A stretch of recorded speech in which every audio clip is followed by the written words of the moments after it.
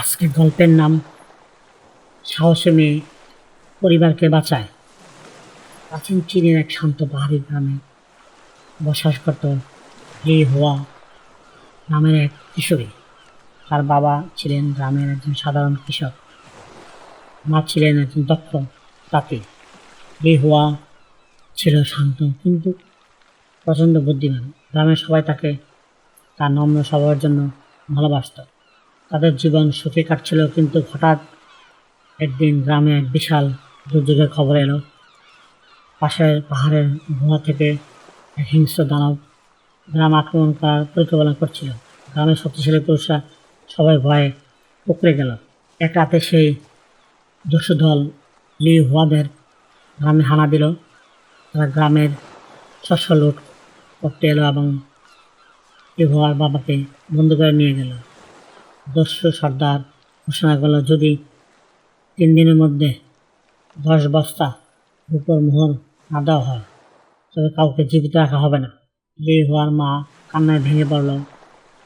গ্রামের কারো কাছে এত টাকা ছিল না। লি হুয়া দেখলো তার মা এবং ছোট্ট ভাই ভয়ে থরথর করে কাঁপছে। সে বুঝতে পারলো এখন কাঁদার সময় নয়, কিন্তু কিছু করার সময়। লি হুয়া তার মায়ের অস্ত্র মুছে দিয়ে বলল, মা, তুমি চিন্তা করো না, আমি বাবাকে ফিরিয়ে আনবো।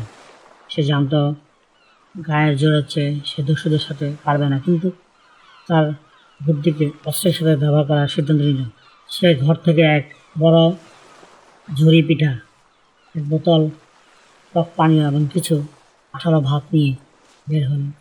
যাওয়ার আগে সে তার চুলে একটি ধারালো রূপোর কাঁটা গজে নিল, যেটি ছিল তার তাদের দেওয়ার স্মৃতি। পাহাড়ের দুর্গম পথ পেরিয়ে লি হুয়া দস্যুদের আস্থানে পৌঁছল।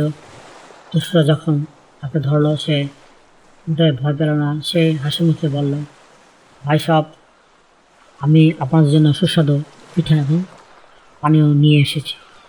আমার বাবাকে মুক্ত করার বদলে আমি আপনাদেরকে আজীবন সেবা করতে চাই। দস্যুরা ভাবল, এতটুকু মেয়ে, তাদের কী ক্ষতি হবে? তারা লোভী হয়ে লি হুয়ার আনা খাবার খেতে শুরু করলো, কিন্তু লি হুয়া সেই খাবারে ঘুমের ওষুধ মিশিয়ে দিয়েছিল। খাবার খাওয়ার পর যখন দস্যু সর্দার তন্দ্রাচ্ছন্ন হয়ে পড়ল, লি হুয়া খুব সাবধানে তার চুলে সেই ধারালো কাঁটা দিয়ে বন্দি ঘরের চাবিটি চুরি করল। সে তার বাবাকে মুক্ত করলো এবং অন্যান্য গ্রামবাসীদেরও বাঁধন খুলে দিল। কিন্তু ঠিক তখনই সর্দার জেগে উঠল। লি হুয়া ভয় না পেয়ে তার হাতে থাকা আঠালো ভাত সর্দারের চোখের উপর ছুঁড়ে মারল। সর্দার চোখ মুছতে ব্যস্ত হয়ে পড়ল। তখন সেই সুযোগে লি হুয়া সবাইকে নিয়ে পাহাড়ের গোপন পথ দিয়ে পালিয়ে গেল।